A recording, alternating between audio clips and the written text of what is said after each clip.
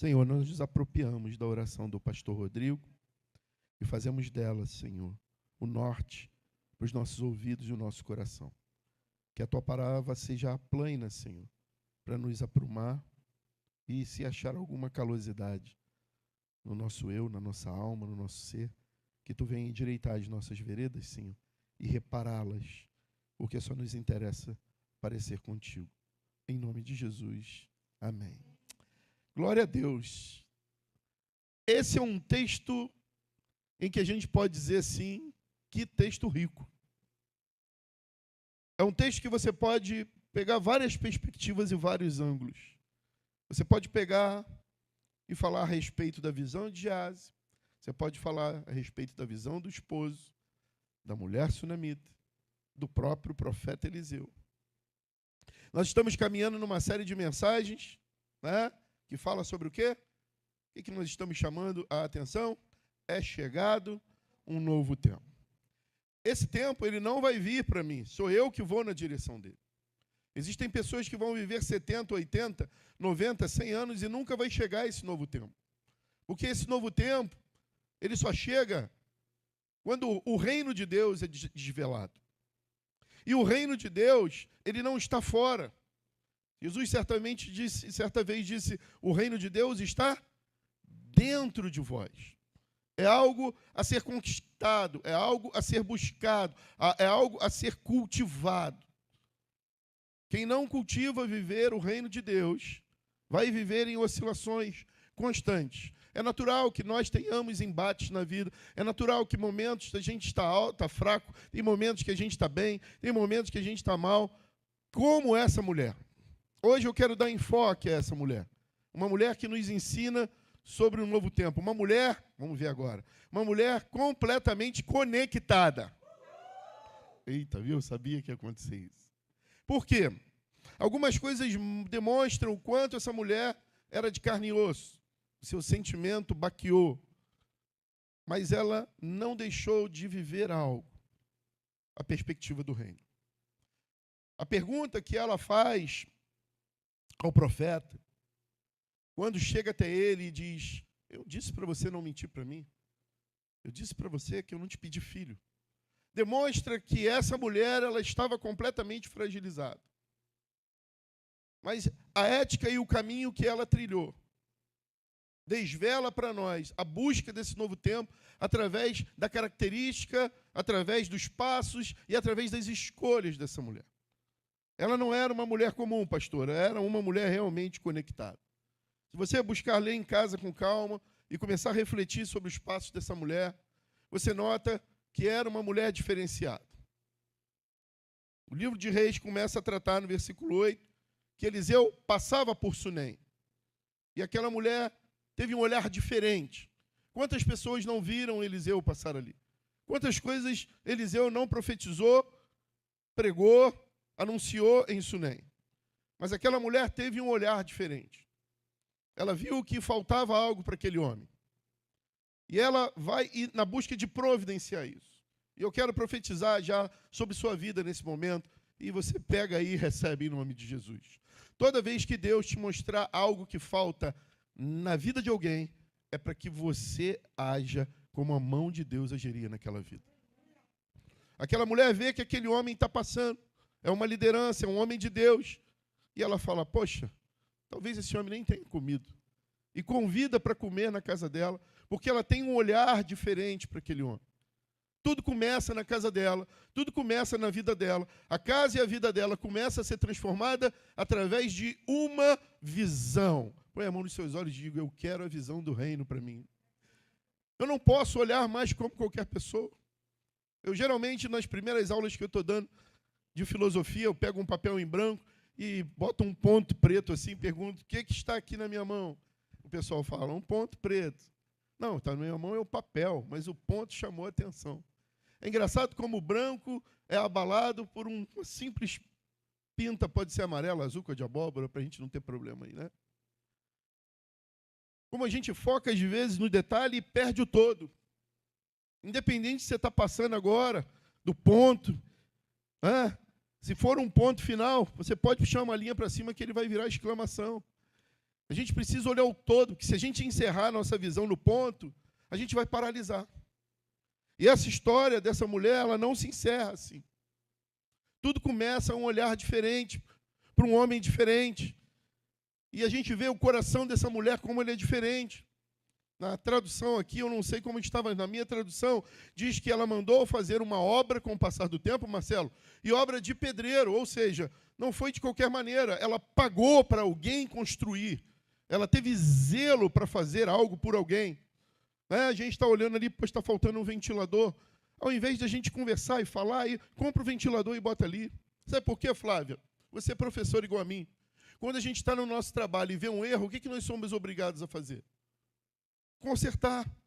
Por que na nossa casa, ao invés de quando a gente vê um erro, seja um erro físico, que está faltando algo, ou em alguma pessoa, ao invés de a gente buscar consertar, a gente fala, a gente reclama, a gente murmura.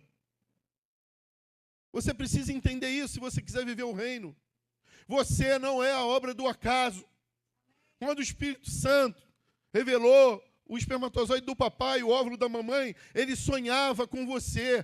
Há um sonho de Deus sobre tua vida. Há algo para você realizar nessa terra que ninguém vai realizar. Agora, deixa eu dizer uma coisa.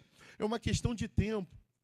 Se você não quiser realizar, você vai morrer e Deus vai levantar alguém para fazer o que você ia fazer. Mas todos nós que entendemos de reino, sabemos, Isaías profetiza que éramos uma natureza informe ainda.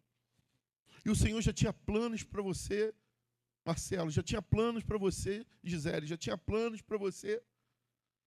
E assim vai. E essa mulher consegue enxergar isso nela. O marido dela não consegue ver isso, mas ela consegue ver. Os funcionários, as pessoas em volta, mas ela consegue ver. E interessante que ela não simplesmente fez uma obra e botou um colchonete. E outra coisa, essa mulher entendia de cobertura, porque ela não fez um cômodo dentro da casa dela. Ela mandou construir acima da casa dela, porque ela sabia que aquele homem era um homem que passaria a noite orando, passaria a noite abençoando, e ela se submete àquela cobertura. Era uma mulher diferenciada. Era uma mulher que queria algo, ela entendia que aquele homem tinha algo que ela não tinha para casa e para a vida dela, e ela queria aquilo. Tanto que ela não trata como simplesmente alguém para descansar.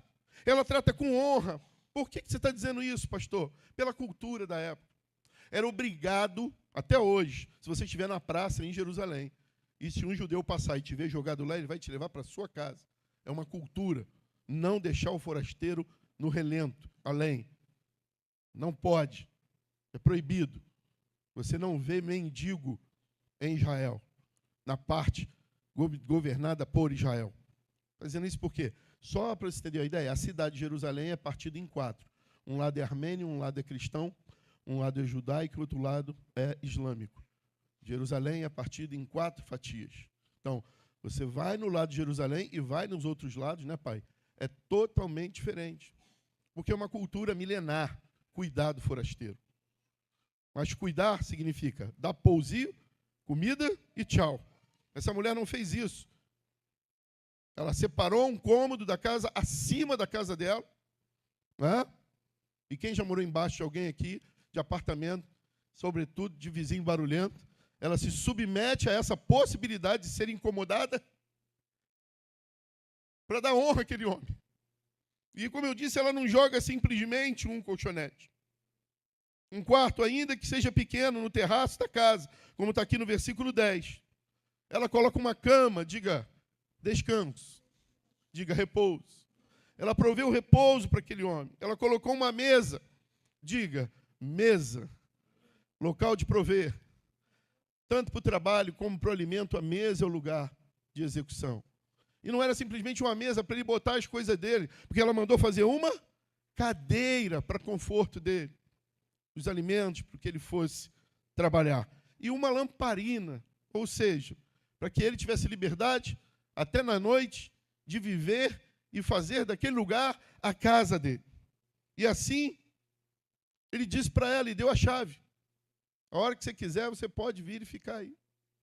Era uma mulher diferenciada. E assim estava a vida daquela mulher, diga comigo, uma mulher abençoada. Uma mulher que provia. Diga, uma mulher que cuidava. Esse aqui está falando comigo. Não quero falar com ela. Uma mulher que cuidava, uma mulher que amava, uma mulher que fazia tudo certo. E, de repente, aquele homem, com instinto de gratidão, pede para o seu moço, chamado Geazi, para ver o que faltava na vida daquela mulher.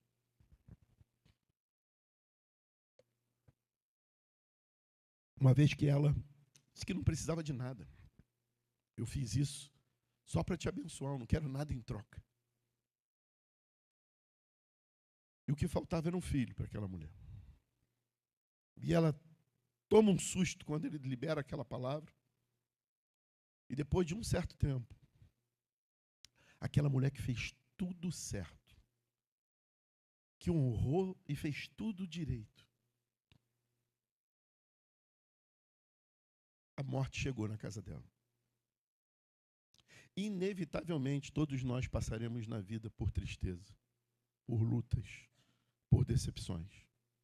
Inevitavelmente, cada um de nós aqui chorará e muito a dor do luto.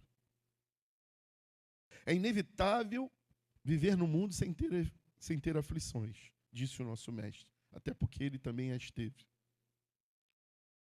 Mas aí é que começa o nosso sermão.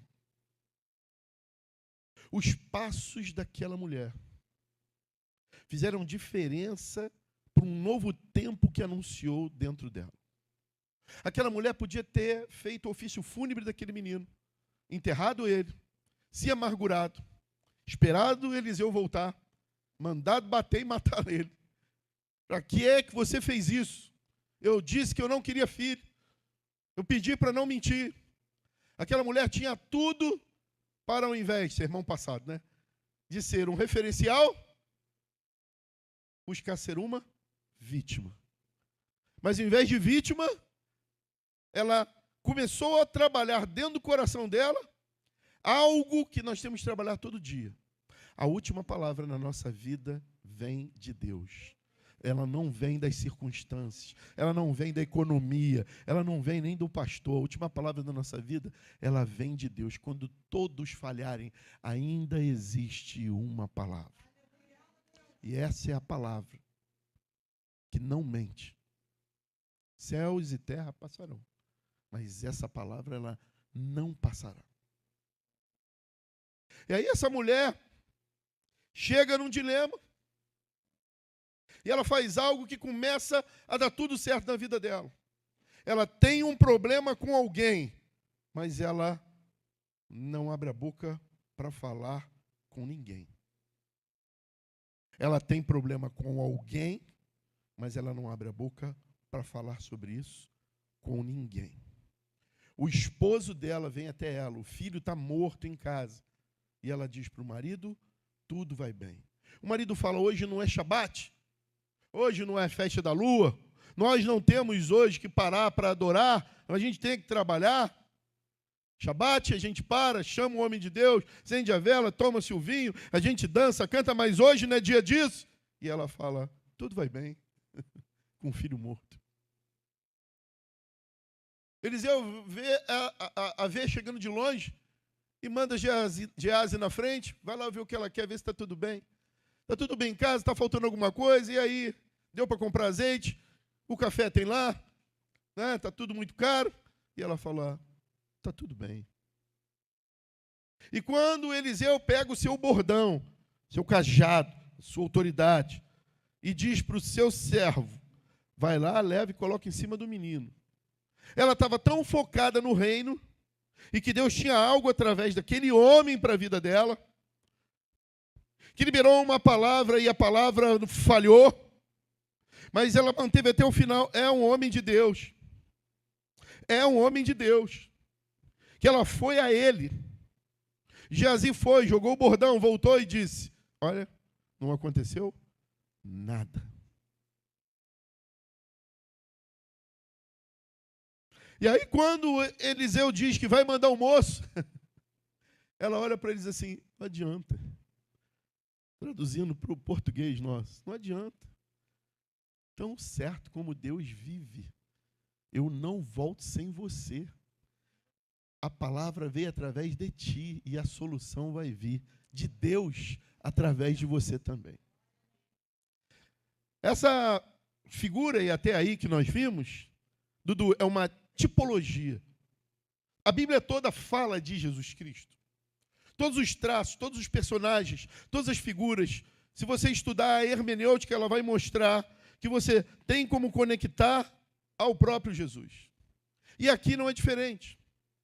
Essa mulher, levanta a mão e diz, somos nós. Essa mulher é a igreja. Eliseu representa o próprio Cristo. Geazi representa os seus embaixadores, seus pastores, que muitas vezes são limitados nas suas ações, porque quem pode vai fazer é Jesus. E o que eu quero que você preste atenção é que esse menino morto, esse primogênito desse casal, esse filho único, ele pode ser um sentimento nosso, pode ser também uma pessoa que está ao nosso redor.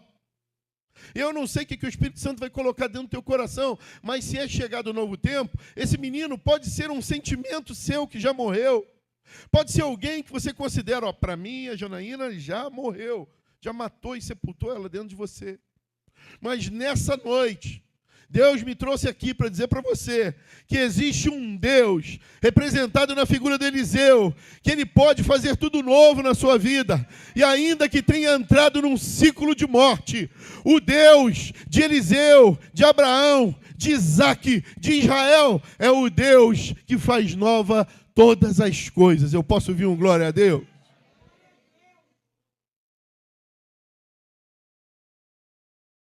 E essa mulher, então, ela tem a disposição de se debruçar e dizer, entra na minha casa.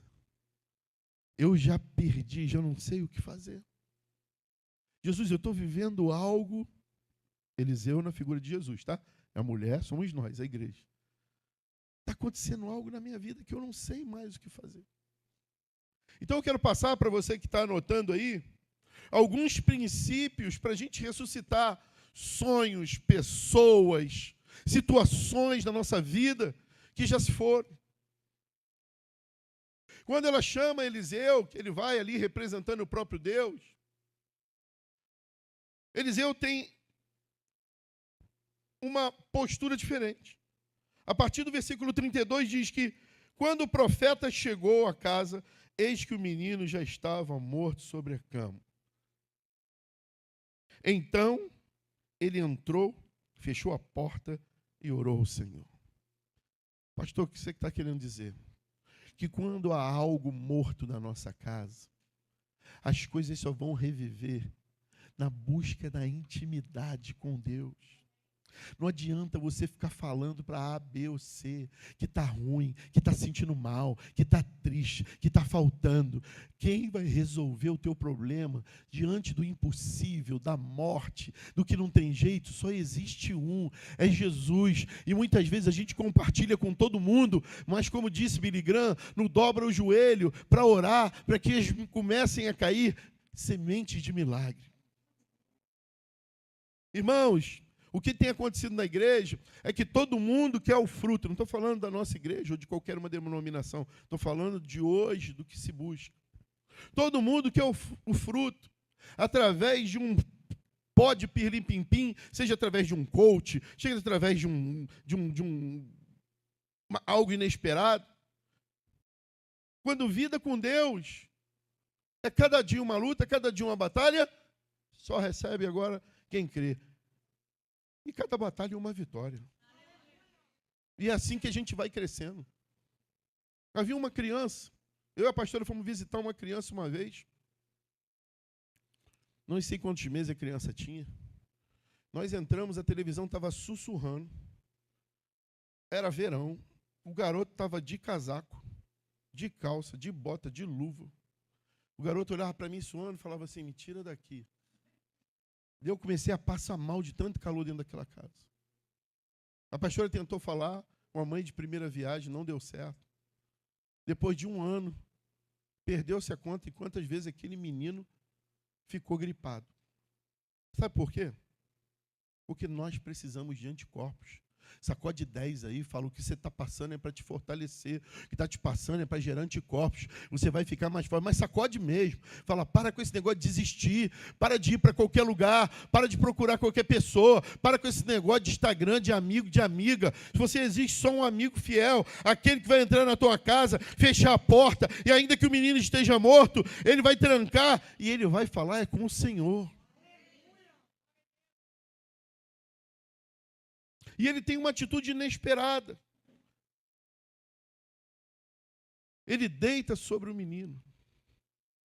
Ao mesmo tempo que a intimidade revela revestimento.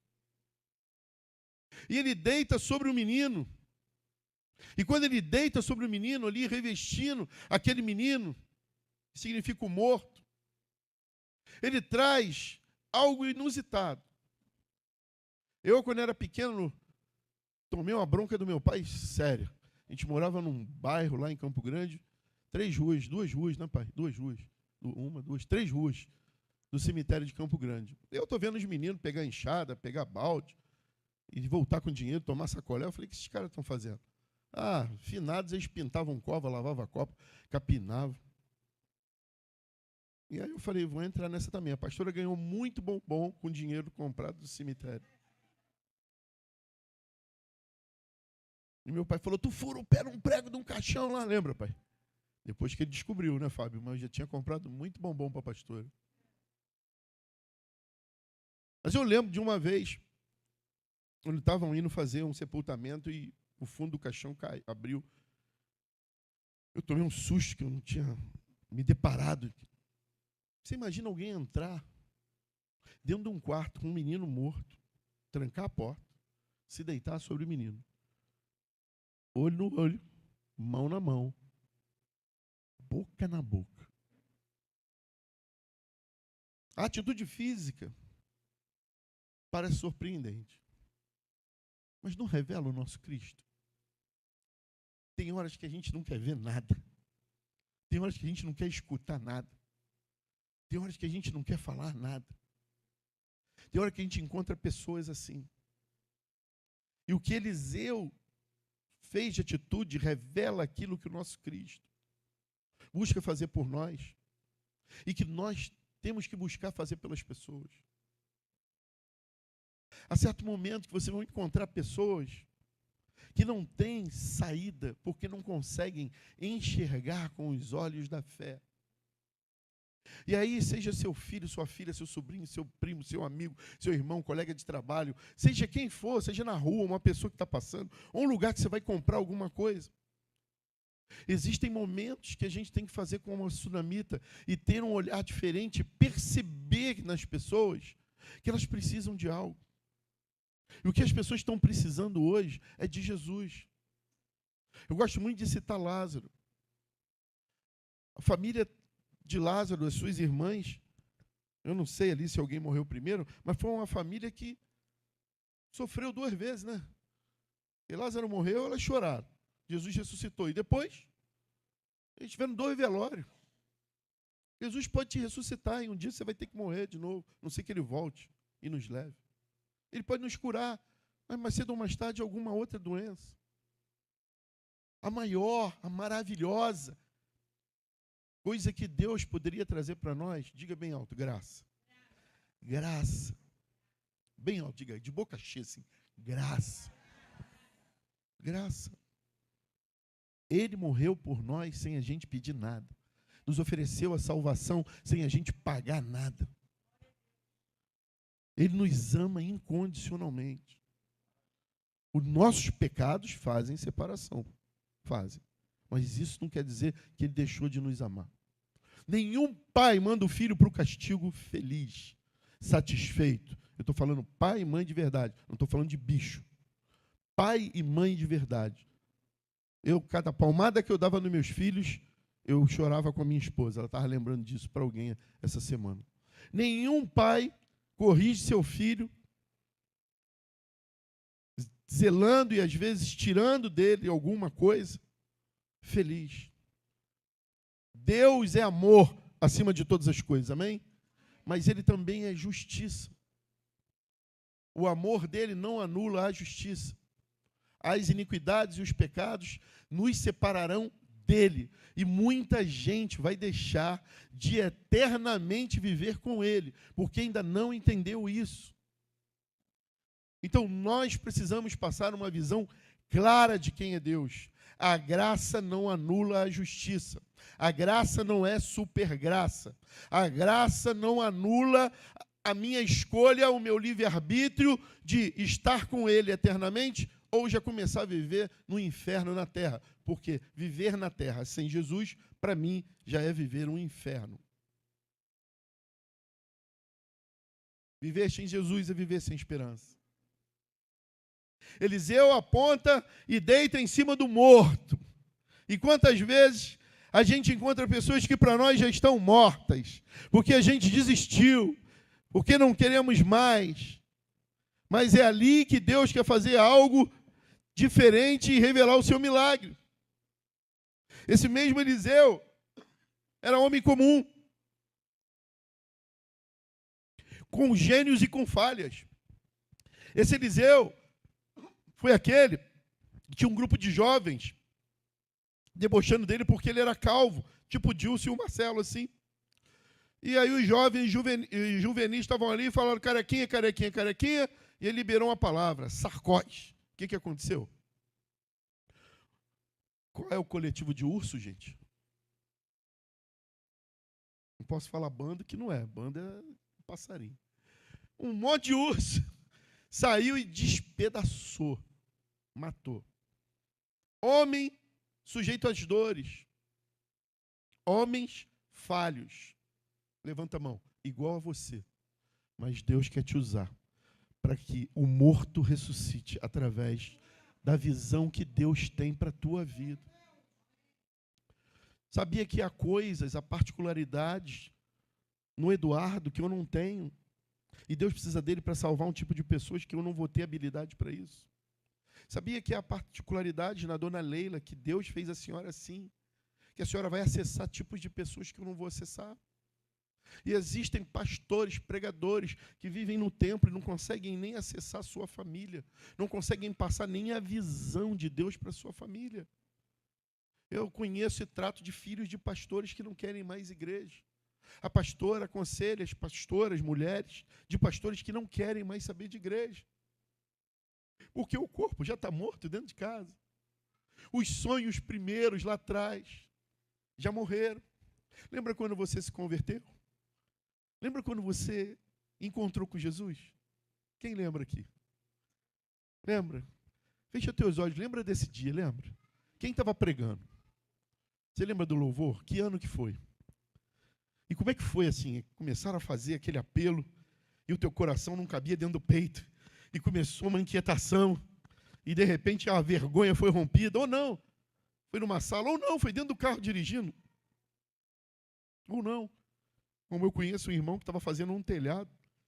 E escutando o hino do vizinho do lado, aceitou Jesus, caiu do telhado com tudo, glorificando, exaltando ao Senhor. Não importa, mas cada um aqui teve um encontro com Deus. E ali nasceu algo novo, uma promessa, como filho da sunamita. E aí alguma coisa aconteceu, uma dor de cabeça, uma tristeza. O menino teve uma dor de cabeça e começou a gritar e morreu. Mas não sei se foi um pastor que te feriu, um líder que te feriu, porque eu já feri pessoas. Eu sou falho, eu erro. E às vezes, por falta desta visão, a gente para de olhar o todo para olhar para o ponto. Independente do que acontecem, fazem ou deixem de fazer na sua vida, Jesus morreu para você, para que você fosse uma potência na mão dele nessa terra. Ninguém pode te parar, nada pode te paralisar. Ah, eu tenho certeza? Tenho, já pedi perdão? Pedi, perdoou ou não perdoou, não é problema seu. Você tem que continuar a sua jornada. Vou pedir perdão 100 vezes, a pastora não quer me perdoar. É direito dela não querer perdoar. É o que Jesus deixou bem claro. Quem não perdoa atrai para si verdugos. Eu não perdoo o Renato porque ele é bom, eu perdoo o Renato porque eu quero deixar de ser atormentado. Quem não perdoa, quando vê outra pessoa, é como se tomasse uma gota de veneno todo dia esperando que a outra pessoa morresse. Então não vai me fazer bem. Quando você não perdoa, você vê outra pessoa, o teu batimento acelera, tua vontade de matar vem. Essa mulher não escolheu isso, sem vergonha me prometeu um filho, eu não queria, ele morreu. Não, ela não quis isso para ela. E se a gente quer viver um novo tempo, a gente não pode querer isso para nós. Eu posso ouvir um amém? A gente não pode se permitir. Culto passado, retrasado, eu lembrei disso, agora eu lembrei de novo. Nós fomos aconselhar uma menina, fazia medicina e vendia o seu corpo para vários homens. E a pastora e eu conversamos com ela e perguntamos para ela: por que você faz isso com você? O que está se preparando no carnaval para adulterar, para se prostituir? Quem está se preparando para se drogar? Quem está preparando no carnaval para fazer da festa da carne, como estudamos na classe dos homens hoje? Carne vale, deixa a carne fluir, a carne que depois a quaresma limpa e na Páscoa a gente dá um jeito. Quem está se preparando para isso, gente? É alguém que já está morto em vida. Que não entendeu que o maior prazer, a maior motivação da vida já é acordar. Quando meus olhos se abrem, eu contemplo o sol. Outro dia eu estava vindo do trabalho, 10h20 da noite, peguei ali a Rio Santos, quando eu olhei, vi a lua amarela, assim, a metade dela, eu comecei a chorar. E lembrei que Deus fez ela para iluminar a noite, e fez o sol para iluminar a dia, e Ele cuida de mim. E aí comecei a glorificar o nome dEle. O meu rádio do carro está quebrado, o meu carro está quebrado, mas a lua estava ali. Sabe, irmãos? Nosso olhar tem que ser diferente. Para que os mortos venham ressuscitar. Nós precisamos deitar, debruçar sobre o morto. Não vai chegar em casa e deitar em cima do teu filho, não. Ah, meu filho está... Não, nem sua filha, nem seu primo, nem seu... Nada, isso não. Se há algo para se debruçar, é sobre a palavra. Quanto tempo de oração você tem buscado? Irmãos, oração é a alavanca que move o braço de Deus.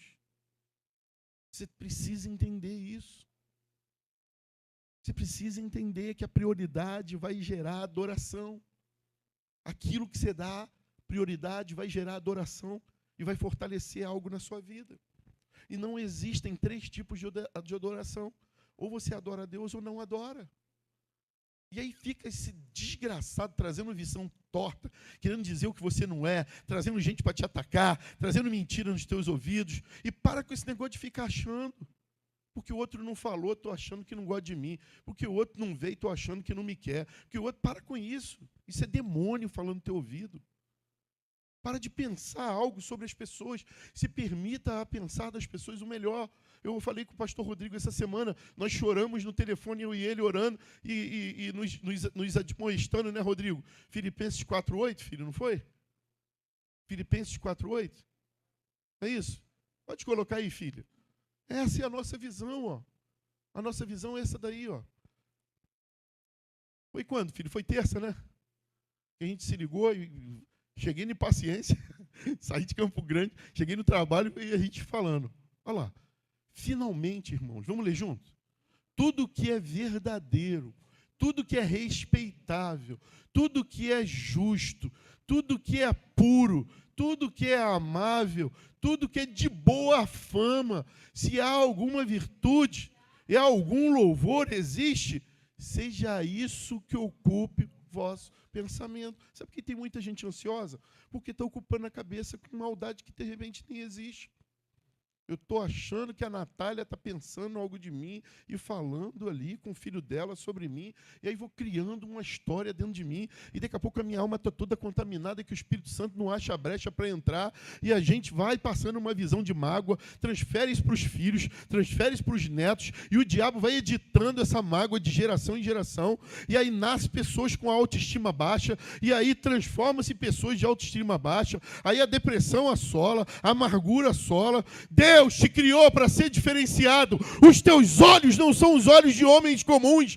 Olhe para o alto, olha para cima, faça como se Eliseu, eu posso colocar o meu olho no morto, porque dos meus olhos também há de sair virtude. Você é perfeito? Não, acabei de falar aqui que não. Eliseu era perfeito? Não. Mas o Deus que te usa é perfeito. E você não precisa ser pastor, você não precisa ser obreiro, você não precisa ser voluntário, você não precisa ser nada para ser o que Deus te chamou para ser na terra. Eu não gosto muito de título, de mestrado, de pastor, de reverendo, não gosto. Eu Agora tem algo que eu gosto de ser chamado. Homem de Deus. É o maior título que eu conquistei na minha vida. De ser um homem de Deus. Mesmo com as minhas falhas. Mesmo com as minhas discrepâncias. E você precisa entender isso. Não aceite, não faça isso comigo. Não ocupe tua cabeça achando que a Gisele está pensando de você. Para, você está pecando. Você está jogando a Bíblia de lado. Está vindo aqui no altar, está fazendo jejum de 21 dias, e está indo contra a Bíblia. Aonde, pastor? Eu é que sei o pensamento que tenho sobre vós. Pensamentos de? Não de? Então, se Deus determina sobre a tua vida, abre a mão assim, gente, vai. Liberta o teu irmão. Liberta o morto. Liberta, deixa o morto ir. Pelo amor de Deus. Outro dia uma pessoa que me fez muito mal. Me fez muito mal no trabalho, no meu trabalho. Chegou para a minha diretora e falou assim, nossa, depois de tanto tempo sem trabalhar no dia do Péricles, eu pensei que quando eu fosse trabalhar com ele de novo, quando eu vi que ele estava no mesmo horário, eu falei, fez muito mal. Uma coisa chata pra caramba. Que envolve dinheiro, sabe? E aí a minha diretora veio me alertar. Eu disse para ela a seguinte coisa. Como eu posso não perdoar o Jonas se Jesus me perdoa todo dia? Como eu posso reter alguém que falhou comigo? Se eu falho com Deus todo dia. Essa semana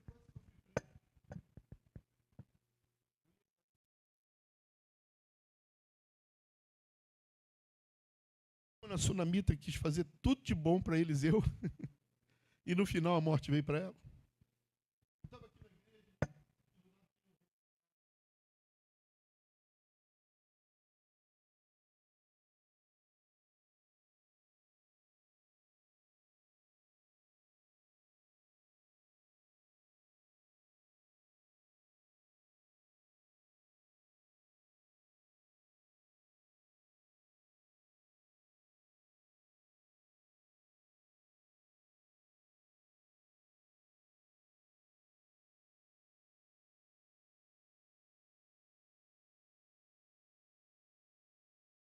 Umas frases que ele dizia.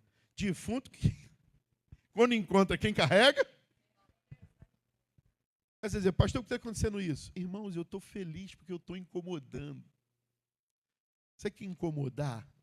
Eu estou incomodando o diabo. E se eu fosse preso, eu ia estar agora pregando para todo mundo lá. Ia converter até a cadeia toda. Mas eu não ia deixar de falar do amor do meu Jesus. Porque se eu for para o hospital, é porque Deus quer me fazer um missionário lá dentro, não é, dona Marisa? Se eu for para o cemitério, Deus quer me fazer um missionário lá dentro. No meu trabalho eu sou missionário. Aonde eu tiver, Deus quer usar você para transferir a visão dele para o morto. E não seria diferente na cadeia. Imagina, Fábio, você tendo que ir lá me levar. Inafiançável, filho. Segundo ponto, né, é que esse homem, ele botou a mão na mão do morto. Quanta gente precisa de um abraço? Às vezes, dentro de casa, a gente está usando a mão para teclar, para pedir um copo d'água. Mas esquece de usar a mão para abraçar. Quantos dentro de casa, às vezes, só se vê na transição da cozinha, não se usa mais a mesa, não se olha mais nos olhos, não se chora mais, não se dá mais a mão. Quantas vezes? Quantos pais não querem mais reunir sua família? Já desistiu? Quantas mães já desistiram das suas filhas, das suas netas? A responsabilidade é sua. Não transfira. Deus te deu uma responsabilidade. E a sua primeira igreja não é essa. A sua primeira igreja é a sua família. É a sua casa. Não adianta nada você estar enchendo igreja aí, ser mais um, igreja de 8 mil, igreja de 10 mil, desfile de moda, tal e tudo, e aqui eu estou bem, é status. Não. Jesus não olha para isso. Ele está olhando para as coisas mais simples, como você anda, como você fala. Eu sei que esse discurso não enche igreja. Eu sei que esse discurso, ele não arrecada dinheiro. Mas essa é a mensagem de Jesus. Nasceu numa manjedoura e morreu numa cruz. É essa a mensagem da cruz. Agora, sei vivendo muito como sei vivendo pouco. Amém ou não amém, gente? Quem aqui sabe andar de BMW, levanta a mão, diga glória a Deus. E quem sabe dirigir um fusquinha aí? Eita glória, não é verdade? Eu vou dizer aqui, pastor, todo mundo então para ser crente tem que ter fusquinha? Não, não é isso não. Para ser crente então tem que ser pobre? Não, não é isso não. É que a riqueza está dentro do coração. Quantas pessoas ricas agora na Vieira Soto são pobres? Só são felizes se tiver alguma coisa para complementar. Não é verdade? Um tempo, eu falava assim para minha esposa, rapaz, só eu e você eu consigo ser feliz sozinho com você. Sozinho com você. Hoje eu disse para ela, de manhã, rapaz, eu estou vivendo um tempo tão bom com Deus que até sozinho eu estou vivendo feliz. Porque ela está tendo que ficar com meu neto 2 dias na semana e eu tenho ficado sozinho, sobretudo tocando a obra aqui. E eu encontrei esse lugar de não estar sozinho, de estar com ele, conversando, caminhando. Sabe? E essa mulher aponta para esse caminho. No meio da crise, Duda, no auge da crise, ela conseguiu não perder o rumo, de ter esperança e saber o caminho de buscar, antes de desistir, antes de acusar, antes de amaldiçoar, antes de paralisar. Dudu, ela saiu e foi numa direção. Sabe? E tem pessoas que você pode dar a mão. Não existe, eu falo com meus filhos às vezes, o meu filho Lucas que está lá atrás, ele é o mais constrangido, né? A gente foi almoçar junto, que a gente gosta, eu calculei, né? Um nasceu dia 4, outro dia 18, para no dia 10 a gente fazer a festa junto e gastar menos, né? Então, a gente tem opção. Se quiser festa individual, é Habib's, um para cada um. Se for uma festa só, é um melhoradinho, né, pai? Aí dá para ir num melhoradinho ali na Rio Sul, ali, diga glória a Deus. Se o doutor pagar, a gente vai no Mocelinho. Diga aleluia aí, gente. E aí eu falei para ele, né? Depois saímos de lá, eu dei um presente para ele. Ele falou, não, pai, o senhor já pagou a janta. Aí eu falei, filho, não há nenhum sentido de ter alguma coisa se eu não divido com vocês. Pegou ou não pegou? Não há nenhum sentido para Deus se Ele não consegue dividir com a gente. Eu vou dizer algo, libera e pode pegar agora com fé. Tudo o que você precisa, Deus já liberou, mas não está nessa dimensão. Quando eu falo riqueza, gente, pelo amor de Deus, não estou pregando aqui vida franciscana, não. E não é isso que eu estou dizendo, não. Eu estou dizendo, eu quero indicar um livro, vocês podem anotar. A Quarta Dimensão, de Pon Yang Shu. Leia esse livro. Existe uma dimensão acima das circunstâncias, que a gente precisa se mover nela. Quem já leu esse livro, levanta a mão. Alguém já leu esse livro, A Quarta Dimensão, de Pon Yang Shu? Quem já leu e pode endossar, dá um glória a Deus bem alto. Dona Marisa tem uma experiência com esse livro, não tem? Leia esse livro, não deixa de ler. Os casais, então, leiam juntos esse livro. A Quarta Dimensão, Pon Yang Shu. Quem não gosta de ler, tem audiobook de graça no YouTube, vai ouvindo no carro, vai ouvindo na academia, vai ouvindo. Esse livro ensina a gente a se mover como essa mulher se movia, fora dos níveis normais. Não é um nível físico, é além, é metafísico. É o reino, é algo que está fora desses padrões. Isso aqui feio novo, novinho, ó. Diga glória a Deus. E vai se acabando. A gente não, a gente vai se aprontando. O tempo vai passando e a gente vai se aprontando. As coisas vão se deteriorando e a gente vai se aprontando. Então esse livro fala muito sobre isso e aonde buscar isso. Então tudo que eu e você precisamos está à disposição em Deus.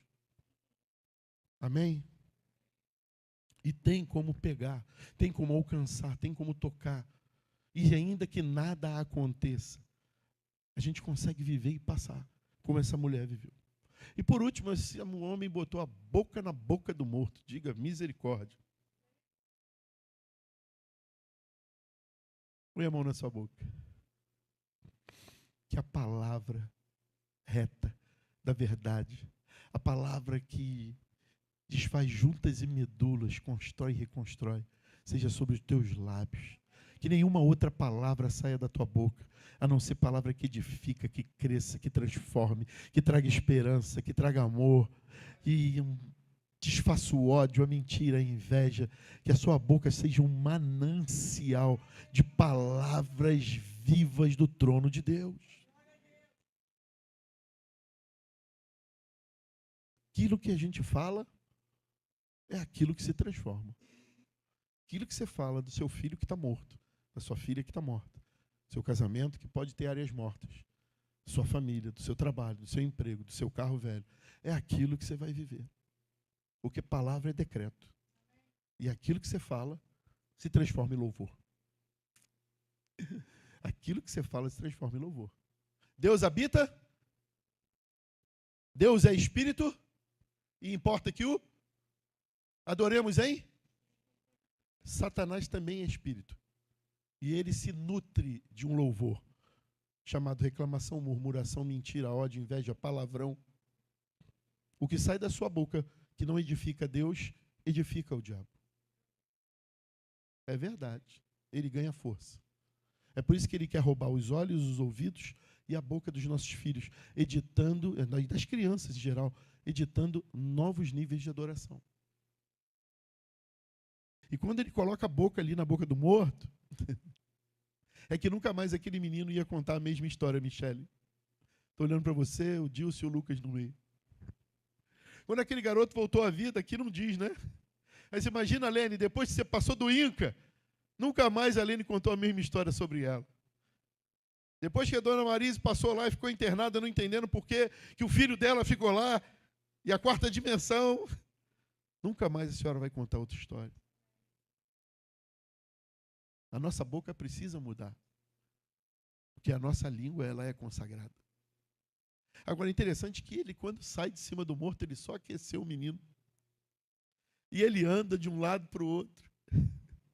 E aí ele tem que fazer o quê? Voltar e repetir. O que a Bíblia está nos apontando? Sacode 10, mas sacode mesmo, fala, não desista. Já fez uma vez, faz de novo. Sacode aí, faz de novo.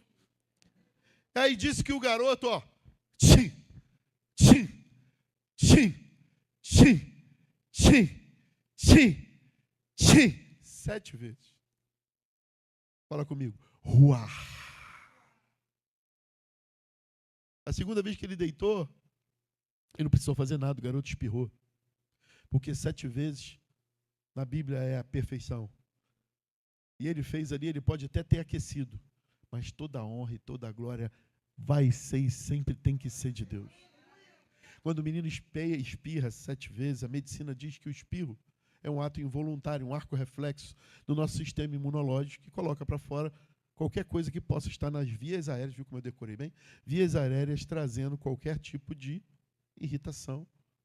E aí o corpo coloca para fora, assim como a tosse. Não é?